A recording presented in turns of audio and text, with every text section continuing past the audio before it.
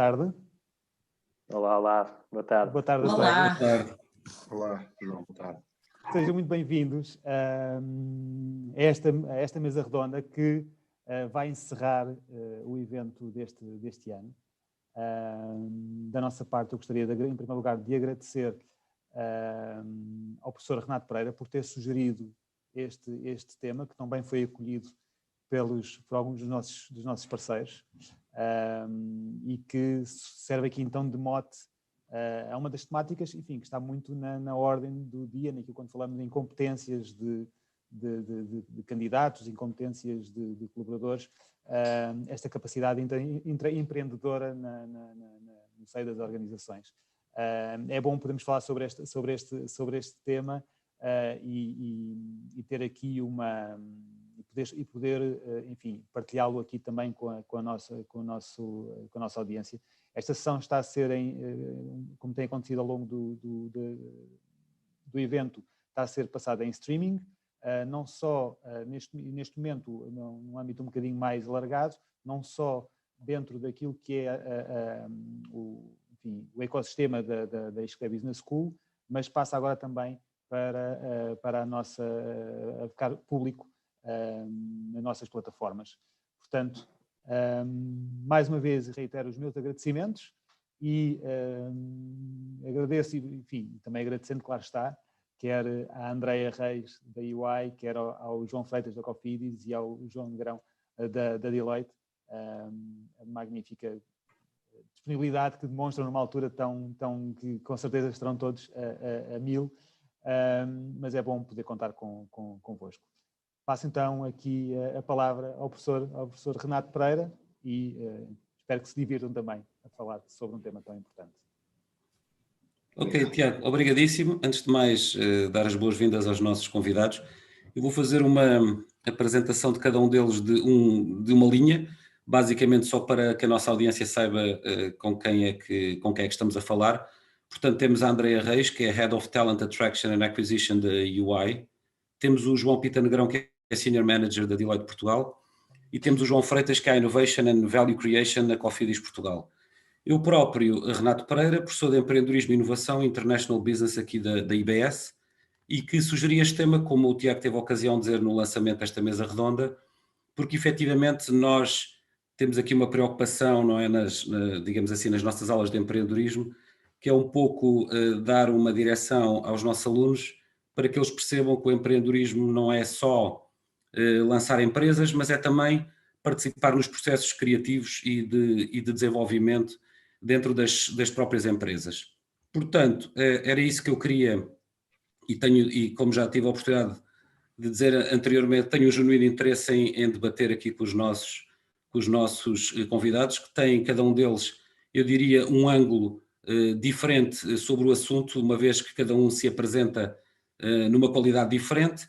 A Andreia mais do lado do recrutamento, o João Pita Negrão mais do lado do negócio e o João Freitas, eu diria, eventualmente aqui representando os próprios intraempreendedores e com uma experiência mais de intraempreendedor também dentro das organizações.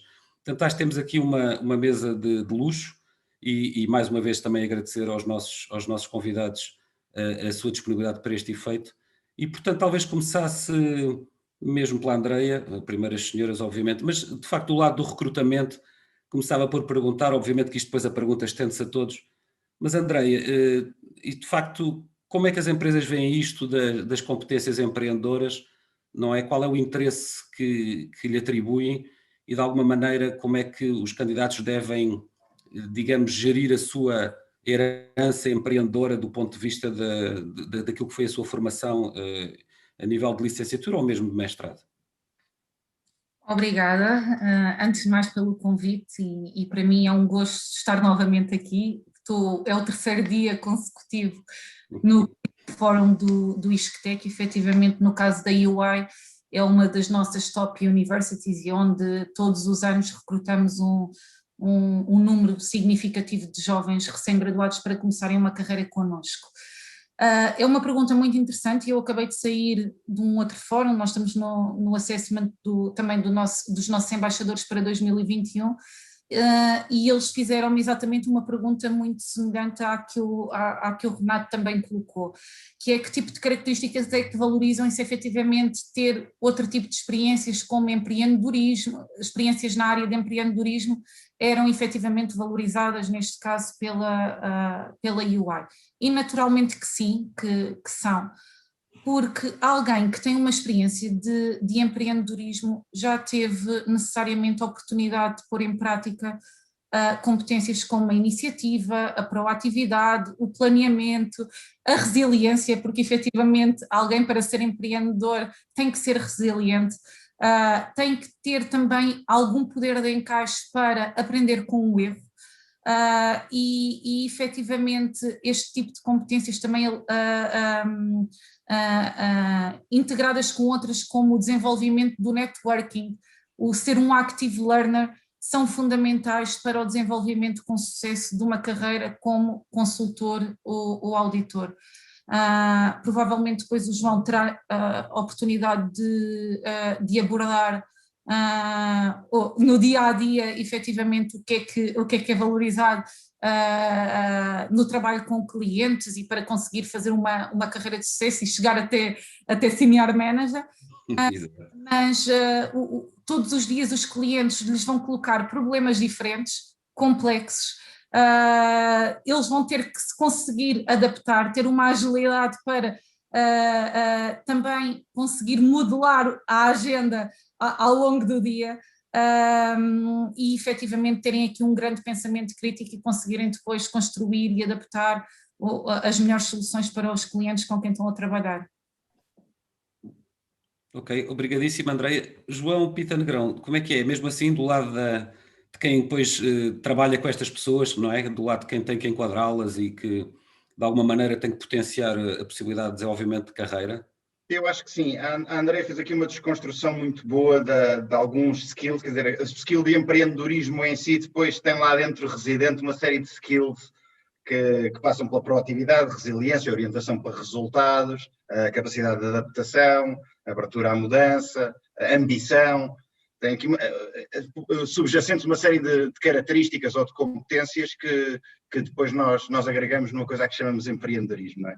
Eu acho que essas competências são as competências que nós procuramos e que nós precisamos ter em consultoria, diria eu. Como já tivemos a oportunidade de falar noutras ocasiões, quer dizer, nós não vendemos duas vezes a mesma coisa ao mesmo cliente e, portanto, eu tenho de reinventar um bocadinho o meu produto / serviço todos os dias, sob pena de distinguir o meu negócio rapidamente. Não é? Exatamente. E, portanto, eu acho que ao longo da vida de um consultor há aqui várias competências que acendem e apagam um bocadinho e que, em termos de exigência. Eu diria que no início de carreira, obviamente que há aqui uma orientação mais à capacidade de trabalho em equipa, à excelência técnica, portanto orientação para o detalhe, capacidade de análise e sentido crítico, obviamente proatividade também é um tema que é muito valorizado. Depois, à medida que vamos evoluindo para consultor sénior, começamos a ter aqui skills de liderança e gestão de equipas, depois como manager já também aqui uma vertente mais comercial, de gestão de clientes, gestão de stakeholders, e como sócio aqui dinamizador de empreendedorismo. Mas quem entrega o empreendedorismo no final do dia é a equipa que está abaixo do sócio da Deloitte, não é? E quem diz Deloitte dirá EY, dirá as outras. E portanto há sempre aqui uma necessidade de ter algumas destas características e obviamente que uma pessoa que tenha passado por uma experiência de empreendedorismo sai valorizada dessa experiência precisamente porque tem uma série de lessons learned e à partida será mais adulto e está mais preparado para a guerra do trabalho, entre aspas, do que uma pessoa que não o tenha tido. Acho também que é importante aquilo que referiu inicialmente, que há aqui, quer dizer, o empreendedorismo não é só criar uma empresa ou o que é que seja, quer dizer, nós temos empreendedorismo no nosso dia-a-dia de forma mais micro, seja olhando para novos produtos, novos serviços que tenho de montar na minha organização, seja até em coisas mais pequenas. Eu quando estou a ajudar um cliente a resolver um problema, eu estou a ser empreendedor, o cliente também está a comprar a mim essa skill de empreendedorismo. Vamos mudar qualquer coisa, vamos por qualquer coisa a funcionar melhor. E esse é o meu drive quando entro num projeto de consultoria. E, portanto, acho que são, de facto, as características inerentes a um empreendedor são características muito atrativas e muito interessantes para nós. As empresas. Ótimo, excelente. João Freitas, o João é bastante jovem, eu tive a oportunidade de ver, de dar uma olhada no seu perfil ali no LinkedIn, vi que tem de facto teve várias iniciativas como intraempreendedor, chegou até a lançar um fundo de capital de risco, portanto, João, de que maneira é que isto o ajudou agora para as funções em que está e de que forma é que foi vista essa sua, digamos assim, essa sua audácia no início da sua carreira, face agora a uma fase em que está a adquirir responsabilidades, diria, um bocado mais corporate? Bem, eu diria que, antes de responder à pergunta, eu gostava de dar um passo atrás. Se nós olharmos para tudo aquilo que está à nossa volta, desde este computador que está à minha frente, esta mesa, esta cadeira, tudo isto foi criado por empreendedores. Portanto, empreender, para mim, é um sinónimo de criar. E criar é aquilo que faz o mundo que nós existimos, que nós vemos à nossa volta, é o que faz o mundo existir, efetivamente. E, portanto, se nós pensarmos em empreendedorismo, muito mais tirando a conotação, se calhar mais tradicional que a palavra tem do ponto de vista da sociedade hoje em dia, mas se tirarmos essa conotação e se nos focarmos no valor real que a atividade da criação traz para cima da mesa, eu diria que temos, se calhar, um quadro muito mais claro para perceber porque é que isto é uma coisa importante. Eu diria que, ao longo da minha carreira, eu fiz várias coisas distintas. Não é a primeira vez que eu tenho uma posição corporate. Aliás, a minha carreira começou quando eu terminei a universidade, começou também mais virada para o mundo das grandes empresas. Eu não vejo estes dois mundos como sendo radicalmente separados e percebo que esta visão seja um bocadinho contra a natura ou contra algumas das visões, se calhar, mais comuns, mas eu acho que existe muito mais que traz estes dois mundos juntos, o mundo do empreendedorismo e da criação de valor em empresas mais pequenas e o mundo das grandes empresas. Tudo existe para criar coisas que não existem, tudo existe para fechar o gap entre a procura e a oferta, tudo existe para resolver problemas de clientes. Sejam clientes finais, sejam clientes corporativos, estas empresas todas, sejam grandes ou pequenas, existem efetivamente para criar valor, entregar valor. E, portanto, ao longo da minha carreira, eu tenho olhado muito mais para estas questões usando este ângulo do que usando um ângulo meramente classificativo de dizer não, isto é um problema do tipo empreendedorismo, não, isto é um problema tipo empresa grande, não, isto é um problema tipo consultoria. Eu não vejo as coisas assim.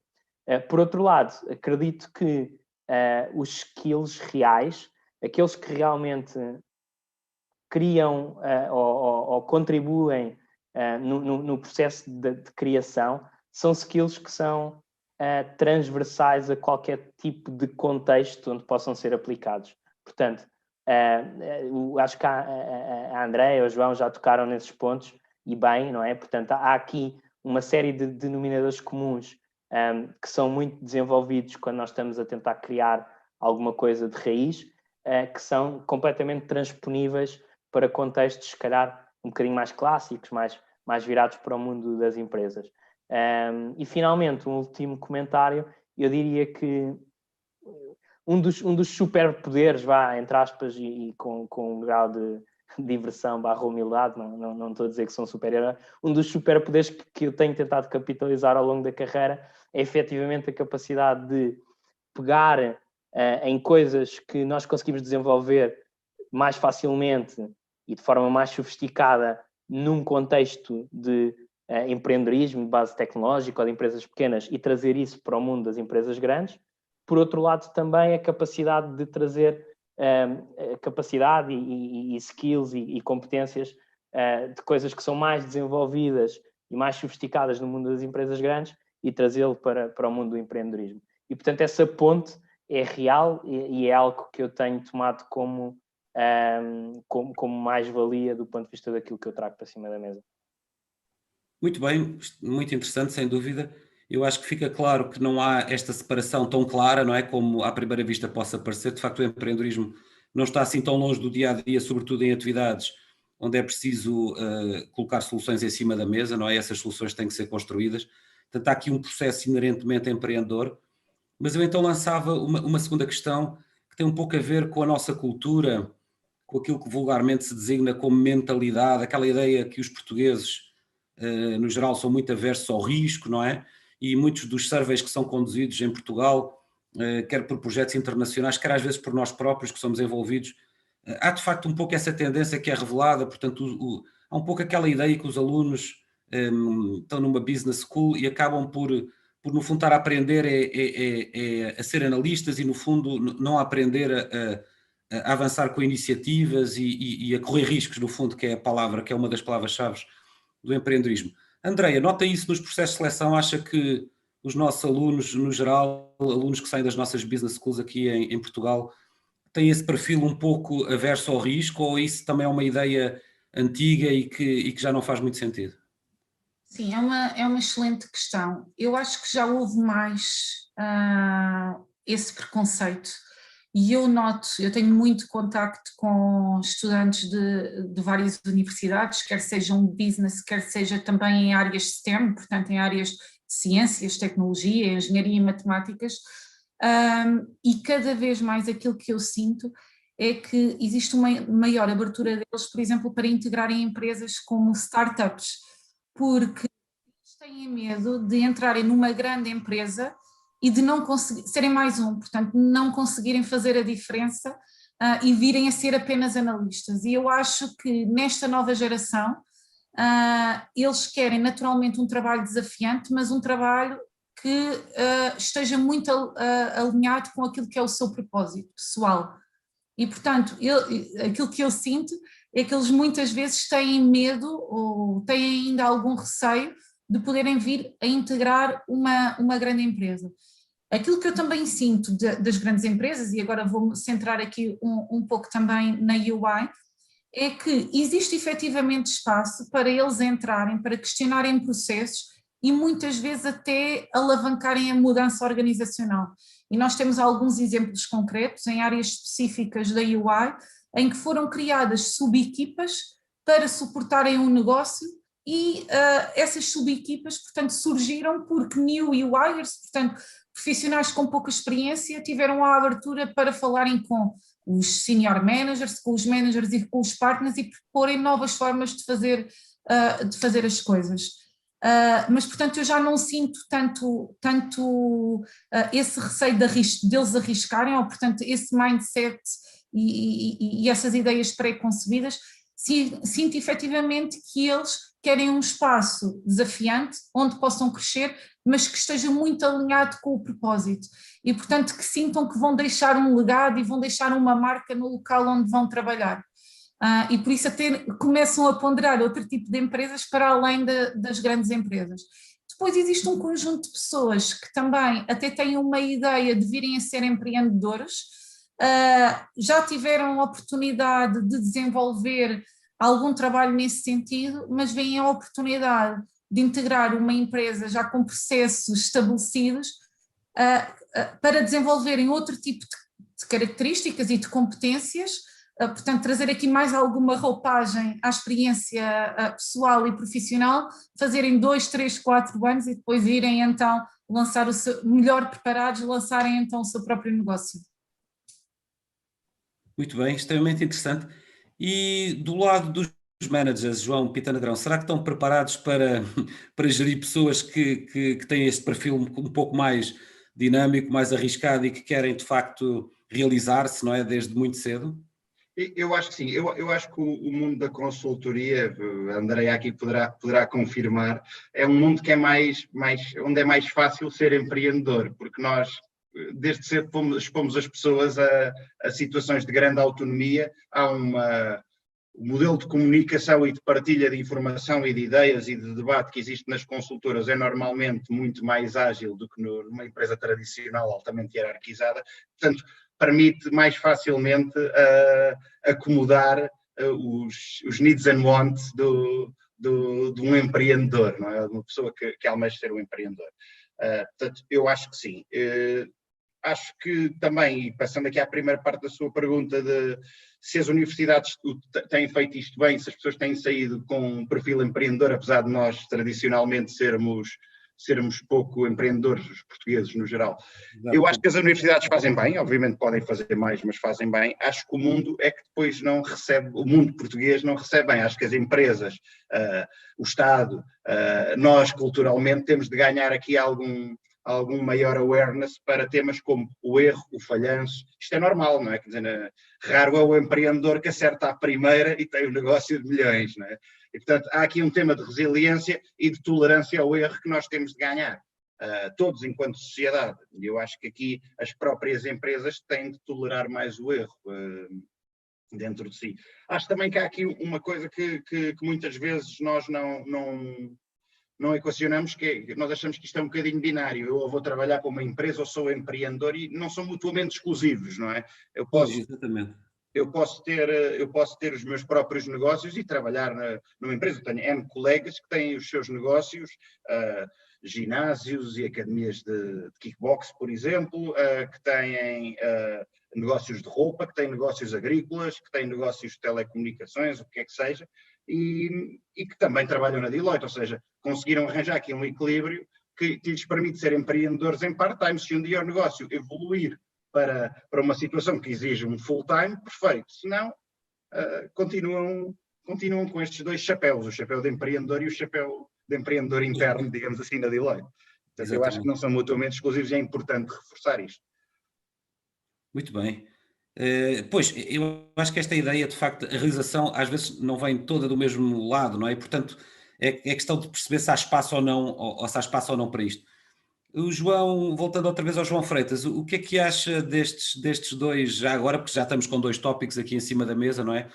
Por um lado, esta questão da pessoa, no fundo, encontrar no empreendedorismo uma forma de complementar a realização que eventualmente não tem no trabalho, ou que encontra no empreendedorismo uma forma de aplicar aquilo que vai experienciando no trabalho, mas que eventualmente gostaria de testar de uma outra maneira. Digamos que foi este último tópico lançado. E por outro lado, a questão do risco, não é? E da questão da aversão ao risco. O João, neste caso, é engenheiro. Nota a diferença entre as pessoas que têm um perfil mais, digamos, mais de engenharia e as pessoas que vêm das business schools, porque isso para nós é aqui um aspecto relevante. Eu repito aqui várias coisas aos meus alunos, mas de facto não tenho ainda bem a percepção de como é que é, ou qual é a diferença relativamente a uma pessoa que vem de uma área mais técnica, não é? Ok, são duas perguntas muito interessantes e davam em si um tema central só para um roundtable para cada uma delas.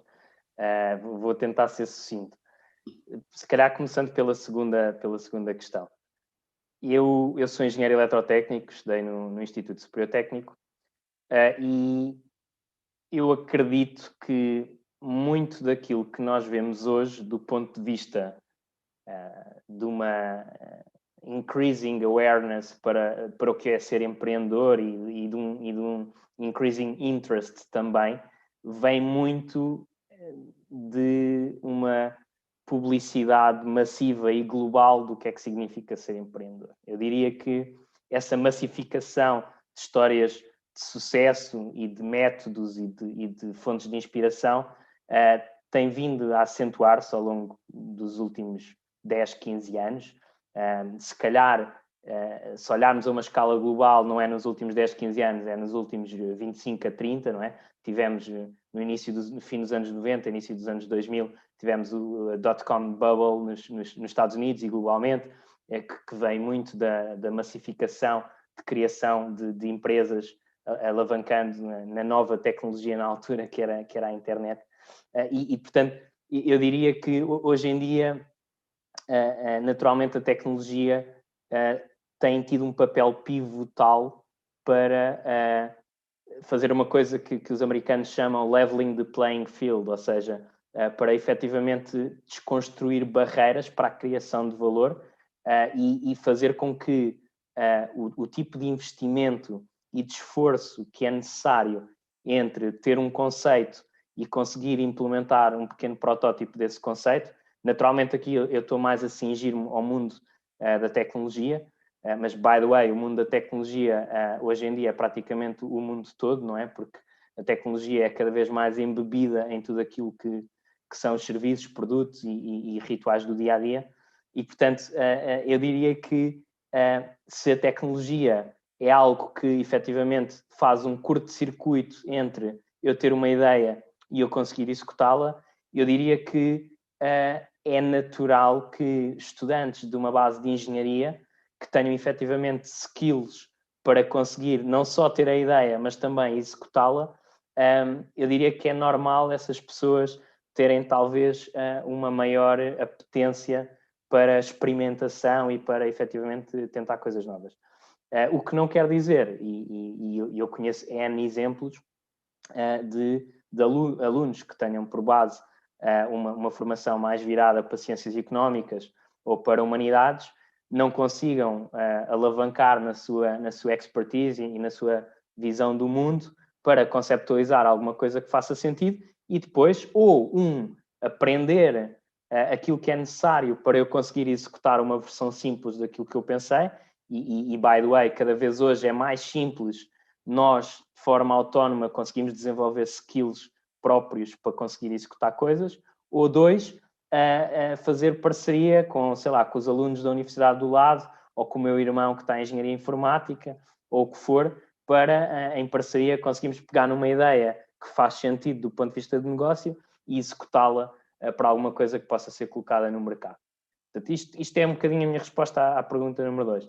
A pergunta número 1, eu acho que o João, que a André também já disseram um bocadinho aquilo em que eu também acredito. Eu diria que há aqui um elemento cultural marcante, quer dizer, eu vivi em Portugal, já vivi antes em Portugal, também vivi na Bélgica, também vivi na Holanda, também vivi no Reino Unido e também vivi um curto espaço de tempo, não assim tão curto, em Singapura, na Ásia. Portanto, eu já vi culturas radicalmente diferentes e já percebi, ou melhor, não percebi, mas já senti na pele qual é que é o impacto que um determinado contexto cultural tem no mindset das pessoas. E eu acho que a palavra aqui certa é a palavra que a André usou há pouco, é a palavra mindset. O que nós temos que trabalhar, e eu diria que o professor Renato e o Isqueté, quer dizer, se eu tirar esta amostra desta conversa, estão a fazer um bom trabalho a tentar contribuir para a criação deste mindset e efetivamente criar uma plataforma sobre a qual as pessoas possam evoluir e depois possam criar a diferença na prática. Agora, diria que a estrada para aquilo que é o potencial que nós temos enquanto país ainda é longa e acho que todos nós que estamos aqui à volta da mesa, bem como todos os alunos que estão a ouvir, temos a nossa cota parte de trabalho para fazer. Muito obrigado, João, por esse insight também de quem vem da parte mais técnica.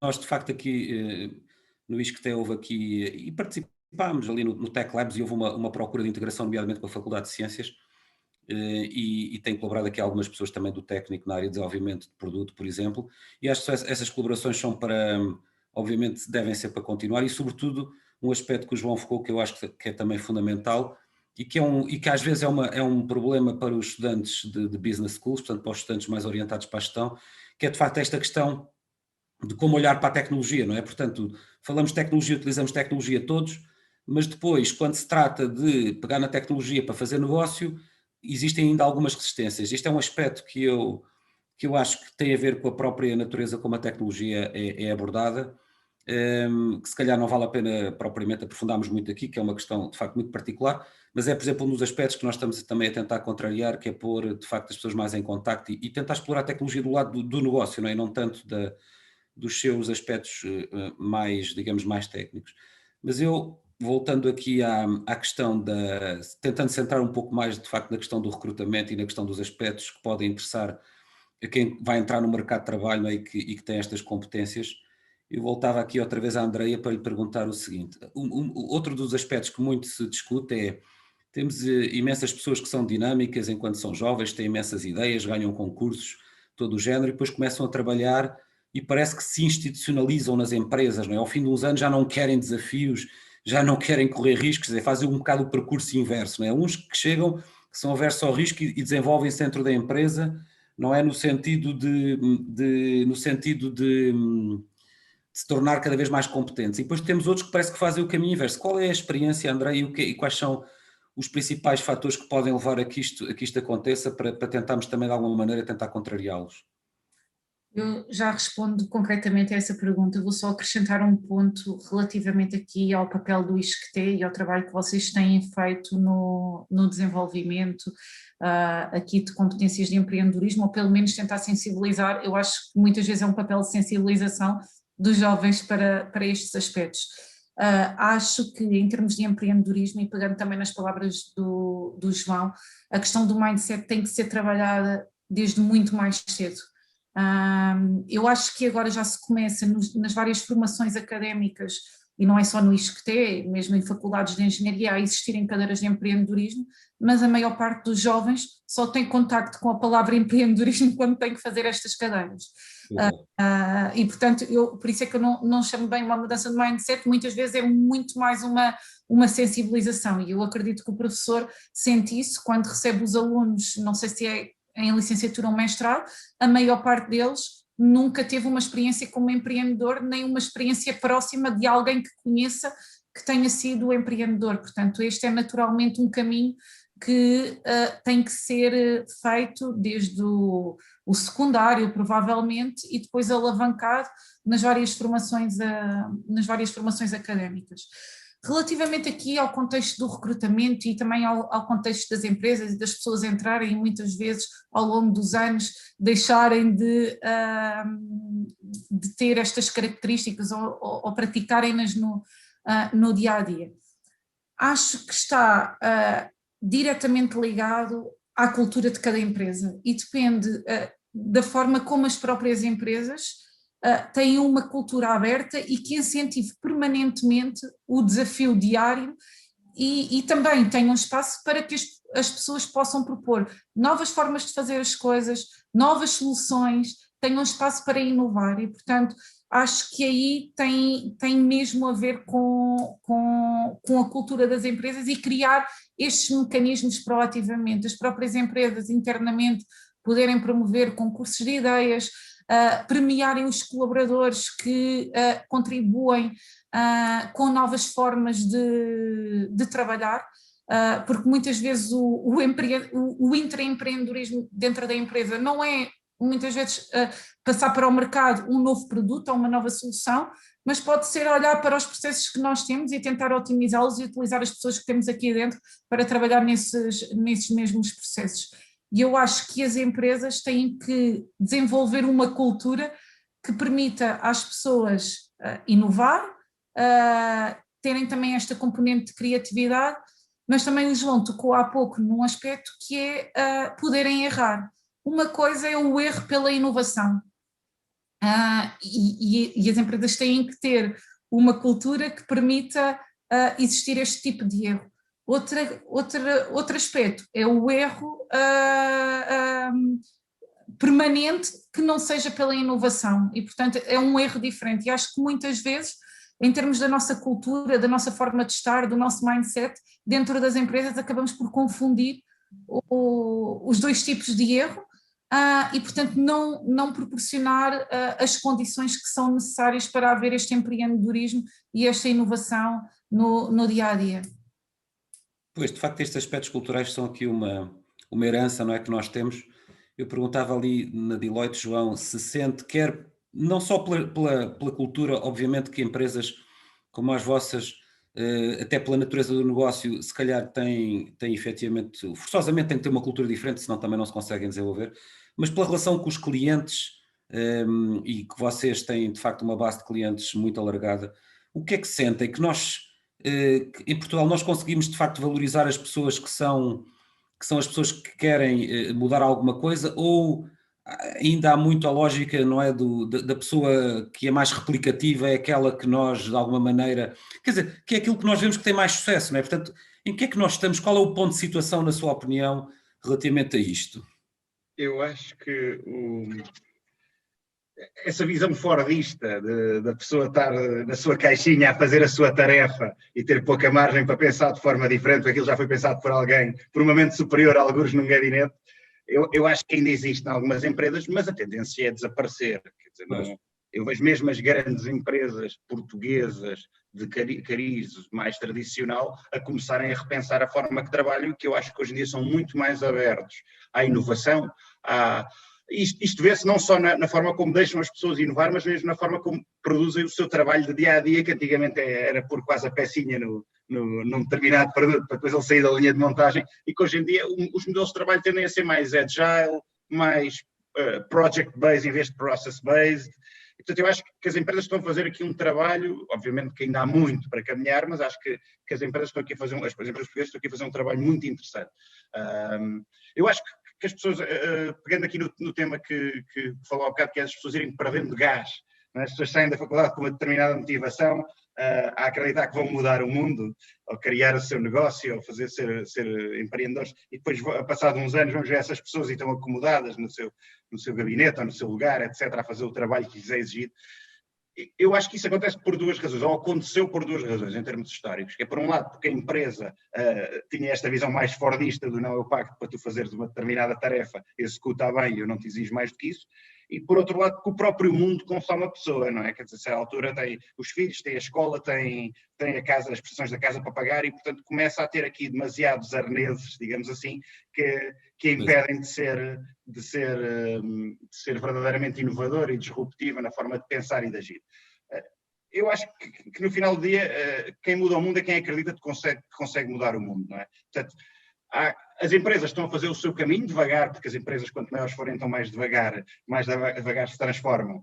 Normalmente estão a fazer o seu caminho para garantir que existe mais abertura e mais espaço para a inovação, para o empreendedorismo interno e até externo, em alguns casos. Por exemplo, a Deloitte, por ser auditora, assim como a EY, não pode ser investidora em projetos de startups, porque não podemos ter cota nessas empresas. Mas podemos apoiar, e apoiamos, temos uma série de programas de apoio a startups. Outras empresas, a Cofidis, o João, investe em startups, porque não é auditor. E, portanto, eu acho que as empresas hoje em dia estão muito mais viradas para os temas do empreendedorismo e para dar a liberdade às pessoas para poderem seguir um bocadinho o seu sonho nesse sentido. O mundo não está tão preparado, em alguns casos, não é? Porque as pessoas continuam a casar-se, continuam a ter filhos, continuam a ter a prestação da casa para pagar, e os colégios e as escolas e por aí fora, e de ir para a repartição pública, onde as coisas funcionam ainda de forma muito pouco ágil, em alguns casos. E, portanto, às vezes também somos consumidos por um mundo, e eu acho que este segundo pilar, as empresas estão a fazer o caminho deles, é um tema que é exógeno a mim, felizmente estão a ir no caminho certo. Eu, enquanto empreendedor ou potencial empreendedor, tenho de continuar a acreditar em mim e a não deixar que o mundo me consuma. E, portanto, também cabe-nos a nós não deitarmos a toalha ao chão e, mais uma vez, voltando ao tema do erro, não permitir que o erro ou o falhanço seja um impedimento para eu continuar isto. Eu vou de falhança em falhança até à vitória, não é? Não, Exato. Exatamente. De outra forma. Acreditar sempre, não é? Exatamente. Eu sou sportinguista e, portanto estou familiarizado com esse conceito. Exato. E há muitos em Portugal, eu também sou um deles, e há bastantes, não é? E, portanto, são muito resilientes, e aqui resiliência, de facto, não falta em Portugal. Exatamente. Sem dúvida nenhuma. Obrigadíssimo. Posso só acrescentar aqui Claro, Andréia. Um ponto. E eu acho que o João também vai sentir isto no dia-a-dia cada vez mais. Os nossos clientes, os clientes da Deloitte e de outras consultoras estão a pedir serviços de, por exemplo, RPA, para que tudo o que seja processos rotineiros possam ser robotizados e que as suas pessoas se foquem efetivamente em tarefas de valor acrescentado para o negócio.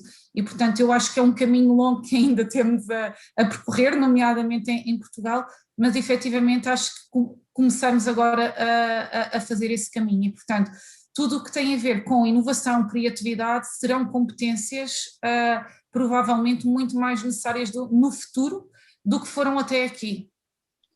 Exatamente, isso é uma mensagem fundamental para as pessoas que pensam que só com as skills de problem solving e analytical, não é, que vão resolver os problemas, têm que de facto abrir um pouco mais o espírito, e acho que isso de facto é aqui uma mensagem muito importante. Eu perguntava ao João, aqui do lado da Cofidis, para além obviamente de participar e fazer os comentários que entender sobre esta questão, não é, da de facto, se as pessoas se socializam ou não, e se começam ou não quer dizer, se começam muito bem e depois começam a perder essas skills, mas por outro lado, quer dizer, juntava a isto um outro layer aqui para a discussão, uma vez que teve essa experiência internacional e teve-a recentemente, e está também numa empresa que é estrangeira, nota-se assim diferenças muito grandes entre o que se passa em Portugal e, por exemplo, em França, para não falar da Ásia, a Ásia eu penso que sim, que não haverá dúvidas, mas assim num país que até é mais comparável, eu também tive uns anos em França, e formei a minha opinião, mas pronto, aqui no contexto empresarial, o que é que o João acha que, enfim, na nossa comparação relativa, como é que nós estamos? Eu diria que é difícil de responder essa pergunta, porque se nós formos a ver a base cultural, se compararmos Portugal com França, a base cultural não é radicalmente diferente, não é? Como se compararmos com Espanha, como se compararmos com Itália. Eu acho que eu olho mais para isto como existem alguns arquétipos de países que se agregam, não é? E que tem muito a ver com aquilo que se passou nos últimos 200, 300, 400 anos. E dentro desses arquétipos existem algumas características. Se nós olharmos para a Europa, por exemplo, nós temos... Eu fiz o meu mestrado na Bélgica e vivi 4 anos na Holanda. São países que são efetivamente lado a lado, não é? Fazem fronteira, mas enquanto que a Bélgica tem uma influência francófona muito forte, a Holanda é um país que tem uma base protestante. Agora, quer dizer, podemos falar aqui um bocadinho de história, mas se calhar não é o fórum certo, mas há uma base, há uma matriz cultural radicalmente diferente que tem impactos fortes do ponto de vista de como a sociedade funciona. Os holandeses são, e eu aprendi muito a trabalhar lá, têm uma cultura muitíssimo mais empreendedora, muitíssimo mais focada em criação de valor comercial, muitíssimo, por alguma razão, se nós olharmos para as 50 maiores empresas do mundo, a Holanda tem 4 ou 5, sendo um país com 17 milhões de pessoas, não é? Portanto, é um país que efetivamente... E depois, basta ir a uma reunião com holandeses e comparar o que é uma reunião com holandeses, o que é uma reunião com portugueses, ou com espanhóis, ou com franceses. Os holandeses têm uma capacidade de ir straight to the point e de serem altamente disciplinados e de serem altamente focados, que depois, naturalmente, também têm consequências que se calhar não são assim tão interessantes do ponto de vista pessoal, não é? Porque, naturalmente, que isso depois tem um impacto do ponto de vista de, ok, como é que as relações sociais funcionam, como é que as relações entre colegas funcionam e etc. Ou seja, não... Como se diz nas escolas de economia, there's no free lunch, não é? Ok, eu ponho mais de um lado, tiro do outro, ponho mais do outro, tiro do outro, quer dizer, é a vida. Mas, efetivamente, essas diferenças existem e depois têm impacto real na sociedade. Agora, eu sou muito otimista no sentido em que a minha filosofia é uma filosofia de base individual. Não quer dizer que a sociedade não importe, não quer dizer que as estruturas grupais não importem, mas efetivamente quem toma controle da nossa vida somos nós, não é? E, portanto, nós é que temos uma responsabilidade, e essa responsabilidade é ao nível individual, e, portanto, pouco importa se eu estou a trabalhar neste momento numa empresa francesa, ou chinesa, ou espanhola, ou se estou na geografia A, B ou C, eu tenho a responsabilidade, enquanto indivíduo, de investir em mim para continuar para fazer um caminho de criação de valor para a sociedade enquanto sou profissional. E, portanto, eu não tenho muita pena de pessoas que dizem que estão aborrecidas ou que não gostam do seu trabalho. Se não gostam, mudam, não é? Eu não gosto muito do mindset de ok, eu não gosto do meu trabalho do dia-a-dia, vou arranjar aqui umas atividades ao lado. Quer dizer, eu acho que é um desperdício nós estarmos a investir a nossa energia, o nosso tempo numa coisa que não nos dá prazer e no qual não vemos valor. Portanto, a mensagem que se calhar... contas para pagar, não é? Se eu tenho contas para pagar, nem sempre posso fazer exatamente aquilo que aquilo que gosto. Certo, mas existem outras centenas de empresas no mercado e certamente não serão todas umas iguais às outras. E, portanto, eu acho que a própria capacidade... Então, deixa-me só precisar aqui, talvez o ponto que eu quisesse fazer aqui mais com este tema da parte cultural, que é o seguinte. Eu em França observei, há uma comunidade portuguesa enorme, não é? E de facto havia um espírito empreendedor significativo. A minha questão é, será que só aqueles que são empreendedores é que vão para fora? Quer dizer, já faz parte daquele espírito e nós aqui parece que esses empreendedores estão escondidos. De facto, há aqui uma questão cultural, porque uma das características marcantes da cultura portuguesa é também o desenrascanço, quer dizer, as pessoas perante uma dificuldade, efetivamente, além da resiliência, não é, emblemática aqui nos sportinguistas, mas para além da resiliência nós temos depois o desenrascanço, quer dizer, as pessoas não ficam paradas, não é? Mas será que, quer dizer, as pessoas que vão para fora são mais, digamos assim, a expressão disso e de facto, porque um francês, eu não noto tanta diferença nos franceses que conheci cá relativamente aos franceses que conheci em França, mas os portugueses são de facto muito diferentes, obviamente, da minha amostra. Na sua opinião, o que é que poderá, quer dizer, vê isto também desta maneira, o que é que poderá justificar? São as empresas que não os deixam, ou são aqueles que vão para fora que vão porque não conseguem encontrar nas empresas o espaço que procuram para se poder realizar, digamos assim, do ponto de vista mais criativo? Bem, eu diria que naturalmente quando uma pessoa emigrar em si, na sua gênese, tem um elemento de risk-taking, não é? Ou seja, eu estou a sair do ambiente A, que eu conheço, ou seja, existe menos incógnitas, existe menos incerteza, e estou a mudar-me para o ambiente B, onde existe mais incerteza. E, portanto, quando existe mais incerteza, existe mais risco. Portanto, eu diria que existe uma correlação entre o facto de alguém emigrar e de estar disponível para assumir um determinado grau de risco. Eu não diria que os imigrantes são ou têm mais capacidade de empreender do que quem fica cá. Eu diria que se calhar, porque naturalmente que se formos olhar numa base percentual, se calhar talvez, não é? Mas depois numa base absoluta, certamente que não. Eu diria que há muitas pessoas que vivem em Portugal, nomeadamente, provavelmente nós os quatro, e muitos outros que nos estão a ouvir, que têm efetivamente a capacidade e a vontade de correr riscos. Agora, eu diria que existem determinados contextos empresariais onde correr riscos é uma coisa que não é ainda bem visto do ponto de vista cultural. Mas aí, se calhar, eu estou um bocadinho com a Andreia, que é, eu acho que as empresas são efetivamente todas diferentes umas das outras, e a matriz cultural de uma empresa é uma coisa muito importante e que eu diria que é um excelente predictor. A matriz cultural de uma empresa é um excelente predictor para se eu, com as características ABC, não é? Eu tenho este perfil e, portanto, eu vou procurar uma empresa onde haja um bom fit entre este meu perfil, estas minhas características e preferências e a base cultural da empresa. E eu diria que, falando um bocadinho na Cofidis, eu estou na Cofidis há relativamente pouco tempo, há 1 ano e 3 meses, 1 ano e 4 meses, e fui contratado efetivamente para liderar a área de inovação, que tem uma parte de criação de produtos e de serviços, e uma parte, efetivamente, de criar valor para o mercado através de coisas novas. Podemos falar um bocadinho mais sobre isso mais daqui a umas quantas rondas.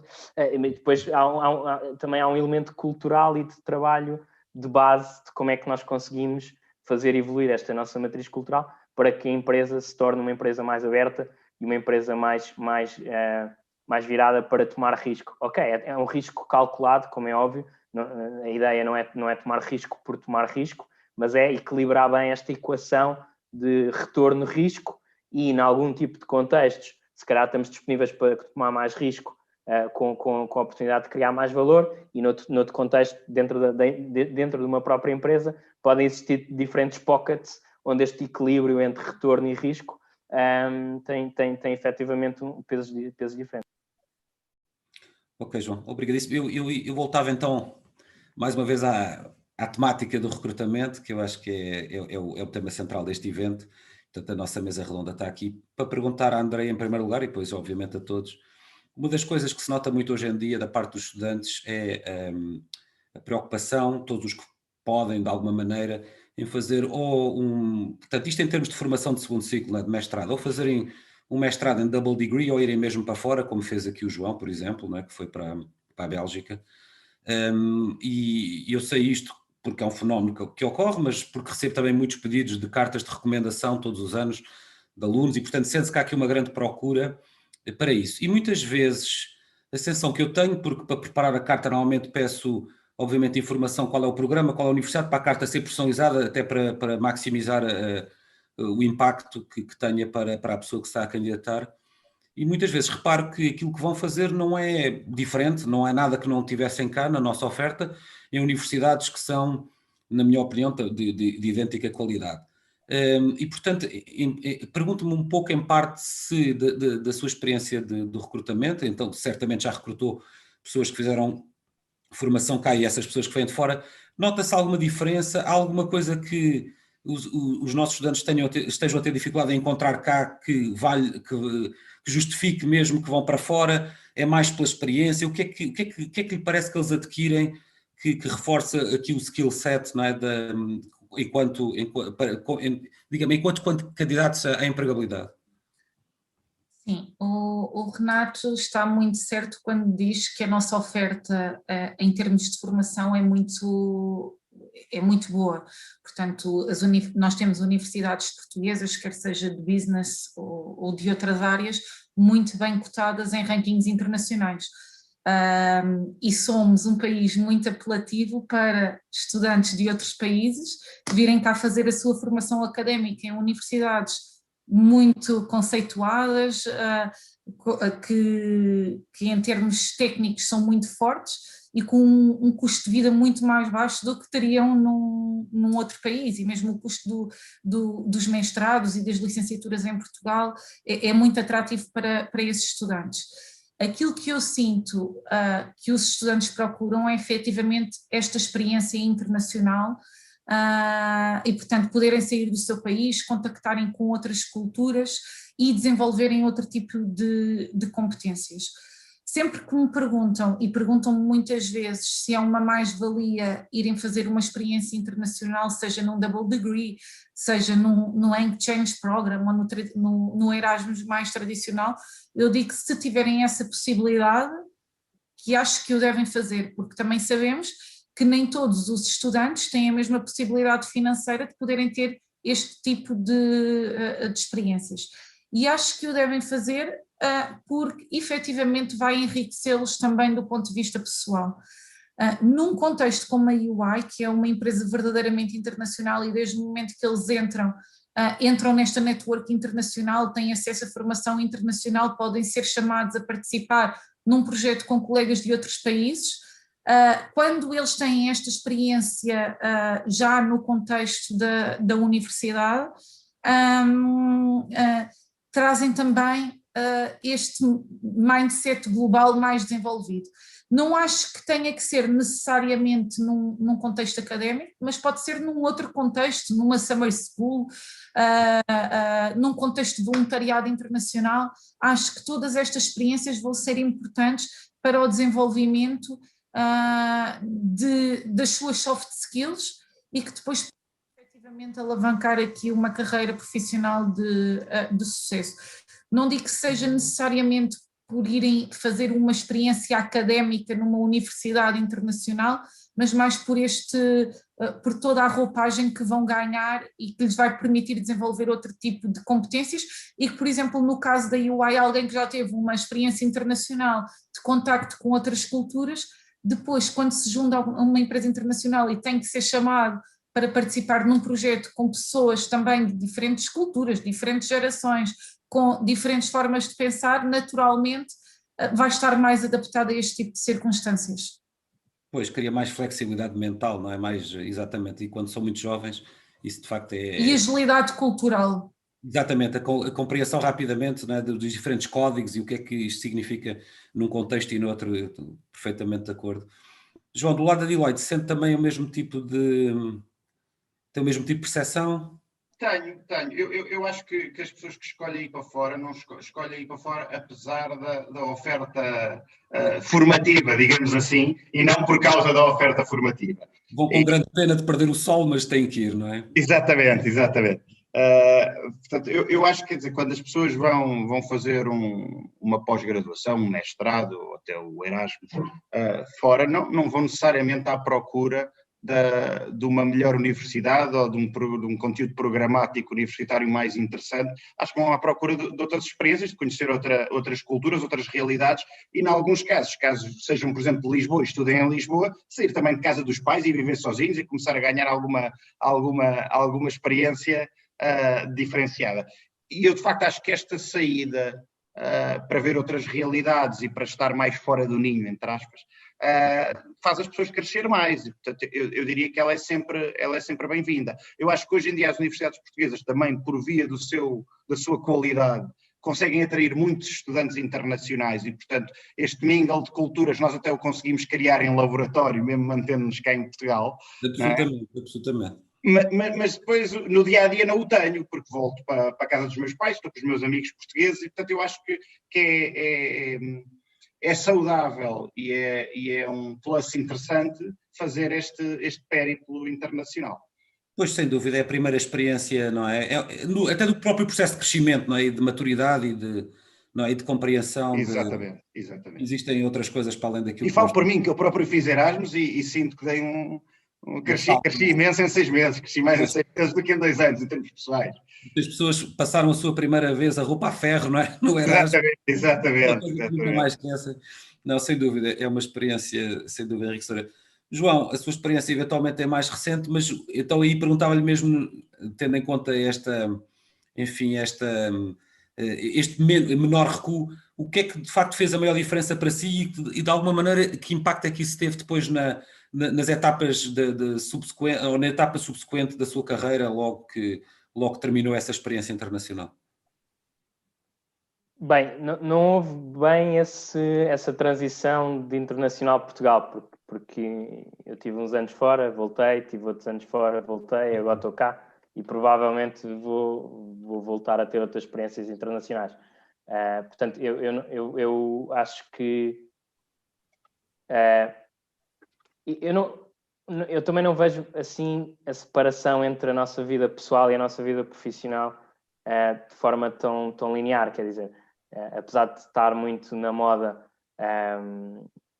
expressões como work-life balance, etc., naturalmente são importantes, não é? Por exemplo, diria que nós, por exemplo, na Cofidis, internamente, temos muito engagement com os nossos colaboradores, no sentido de perceber como é que eles estão a sentir de forma frequente.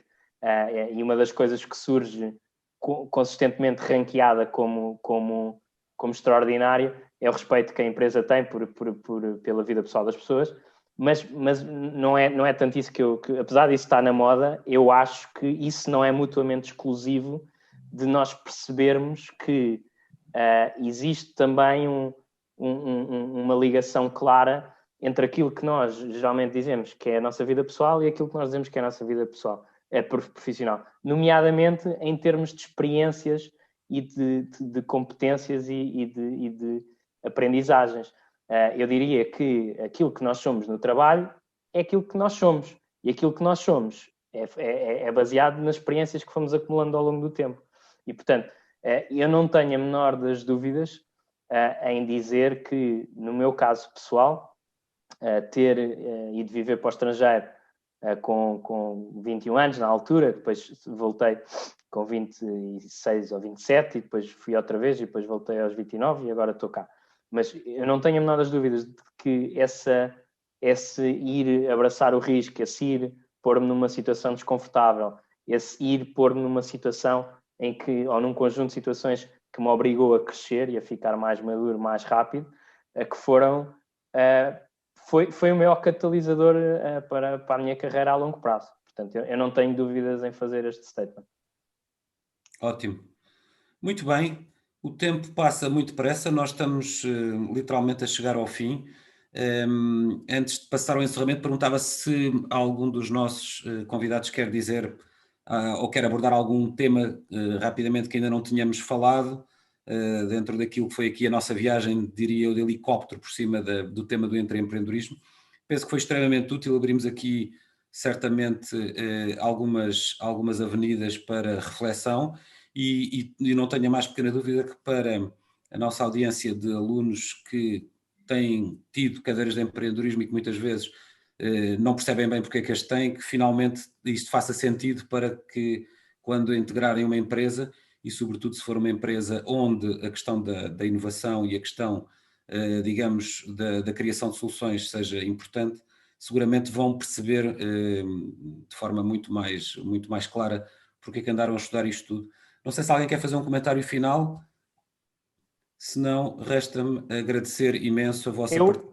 Eu tinha aqui um último comentário para fazer, porque por acaso foi um tema que nós não tocámos, mas que eu diria que é um tema muito relevante e que tem a ver com a necessidade cada vez mais premente que as empresas têm, efetivamente, de se transformar, quer do ponto de vista digital, quer do ponto de vista cultural e de pessoas. E, portanto, esta necessidade vem, quer dizer, também tem um enquadramento histórico, não é? Portanto, com a tecnologia a tornar-se cada vez mais premente, com o baixar das barreiras de concorrência, com o surgimento de empresas que vêm com uma grande capacidade de investimento de capital, aliada a uma grande agilidade do ponto de vista de entrada no mercado, tudo isso, todas essas forças de mercado, todas essas dinâmicas, fazem com que empresas como a Cofidis, como outras empresas, como todas as empresas grandes em Portugal, grandes e médias e etc., tenham uma necessidade muito importante de se transformar.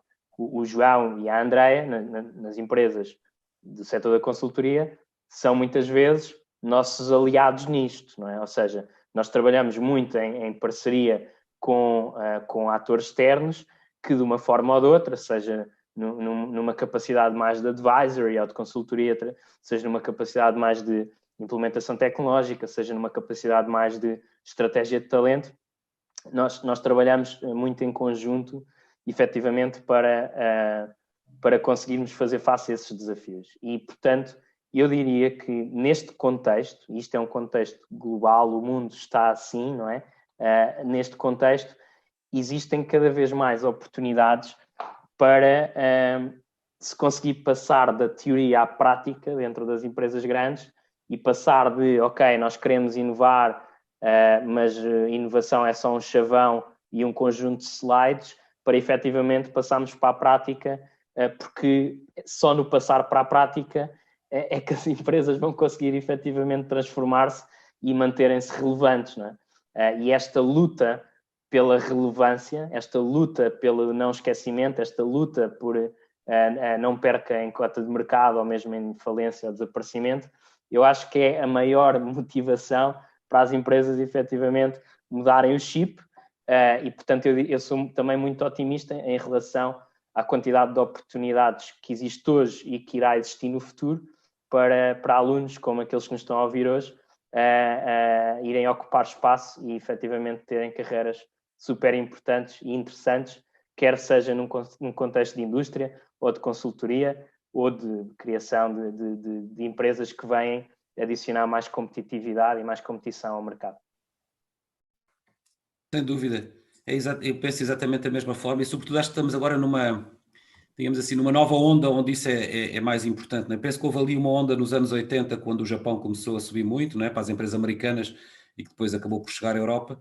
E agora estamos a ver a mesma questão com a ascensão da China e agora agravada pela questão da Covid, não é? E a forma como a Covid veio baralhar o mundo e veio colocar estes temas ainda mais em cima da mesa, sobretudo para diria eu, para um país como Portugal, que continua, de alguma maneira, em várias das encruzilhadas, não é, do desenvolvimento e verdadeiramente do upgrade, não é? Sem dúvida que esse é o tema central. Muito bem, André, eu não sei também, se... Sim, queria só acrescentar aqui um ponto e dizer que o ISCTE, eu acho que vocês têm estado a fazer um excelente trabalho.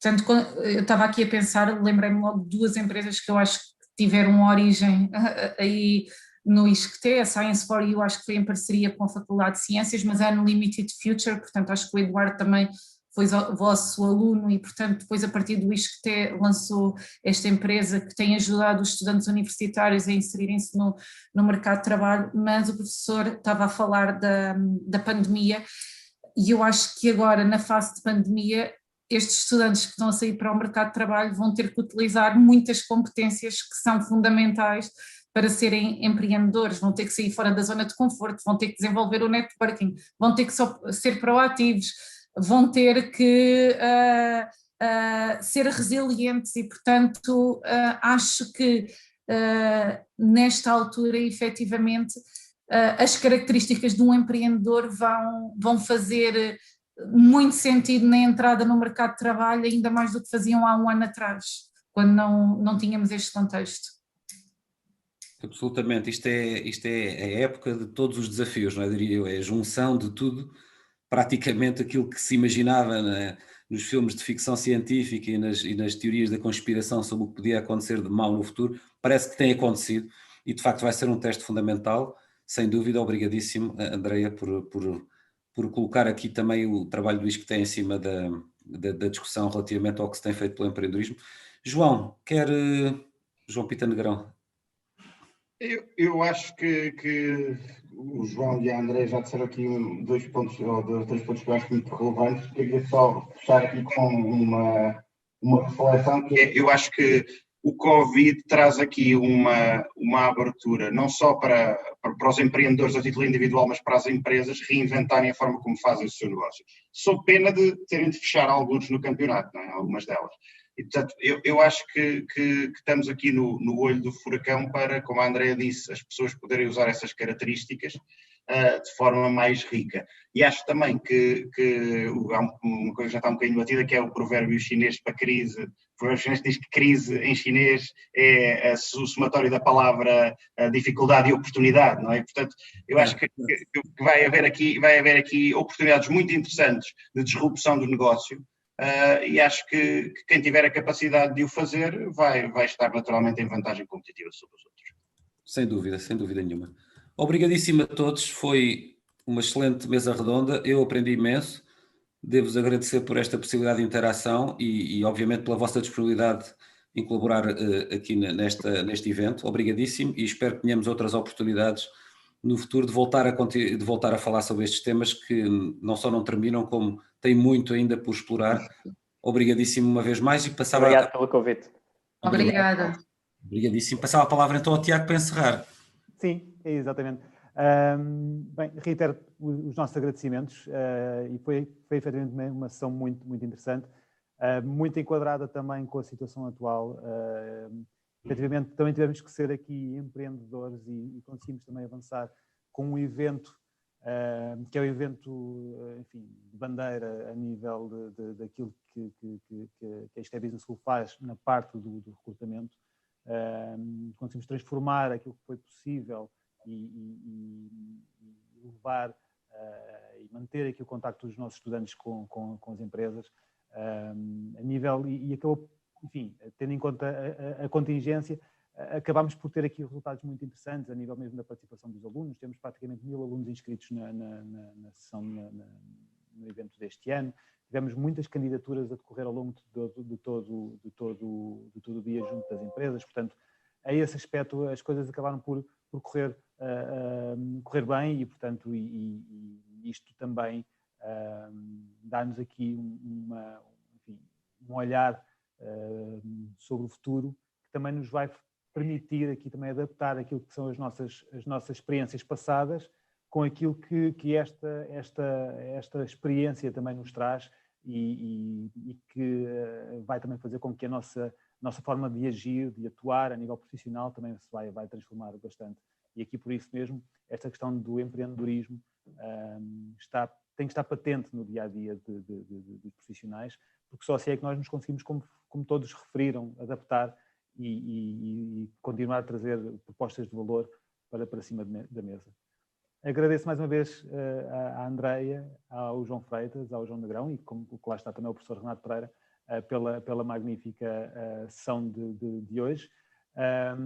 Também só aqui deixar uma nota de agradecimento a todos os colegas que estiveram envolvidos na edição do Career Forum deste ano, a todas as empresas que estiveram connosco e que fizeram parte deste desafio e com certeza no próximo ano estaremos novamente todos juntos.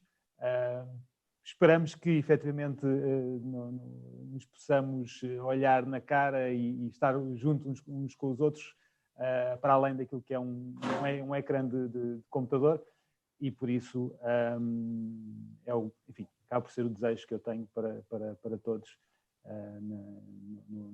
para o próximo ano. Muito obrigado mais uma vez. Obrigado. E um bem-aja a todos. Obrigadíssimo. Obrigado. Obrigada. Até à próxima. Obrigadíssimo.